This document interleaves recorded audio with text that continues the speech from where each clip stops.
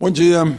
Todo mundo fala da insegurança pública no Rio de Janeiro, mas os números que medem a insegurança pelo número de homicídio por 100 mil habitantes, né, Rio de Janeiro, nesses números, perde para estados nordestinos, como Alagoas, Sergipe, Ceará, Rio Grande do Norte, por exemplo. Né?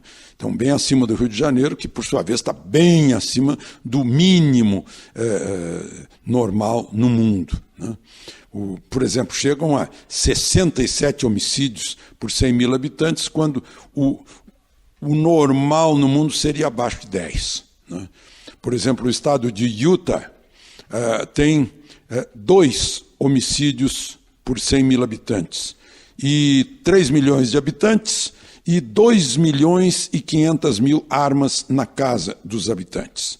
Já Alagoas tem 3 milhões de habitantes também, e quase não tem arma registrada, e tem 67 homicídios por 100 mil habitantes. É uma boa comparação que a gente faz para ver que arma nas mãos das famílias, né, são para o princípio natural da defesa pessoal, que aqui no Brasil está sendo emasculado pela lei.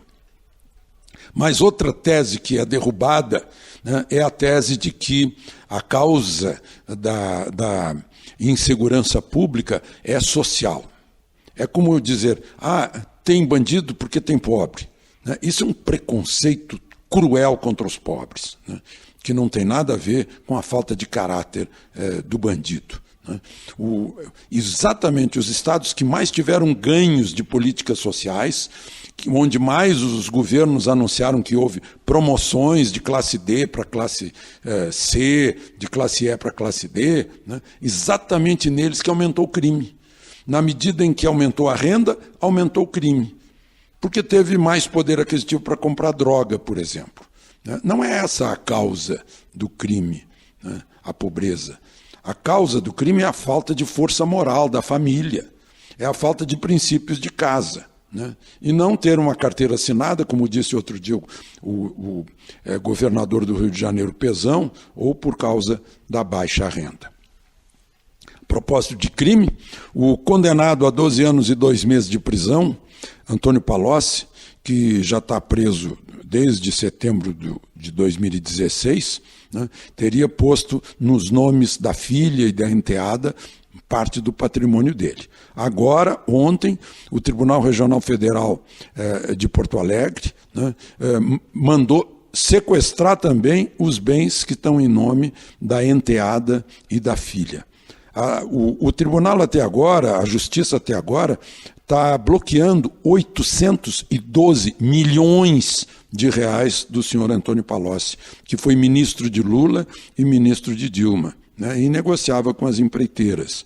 Né. Até agora, só identificaram 62 milhões. Já foram bloqueados mais de 10 milhões de dólares, né, em nome dele, o que dá uns 33 milhões de reais aí. Por falar ainda de empreiteira, o escrevente de um cartório lá de Atibaia contou, como testemunha do processo ontem, que o advogado Roberto Teixeira, que é compadre, amigo de Lula, havia pedido lá no cartório minutas, né, para passar a escritura do sítio lá de Atibaia em nome de Lula e Dona Marisa. O Lula, nesse processo, já é réu por corrupção e lavagem. A OAS e a Odebrecht, que fizeram benfeitorias de mais de 1 milhão nesse sítio, né,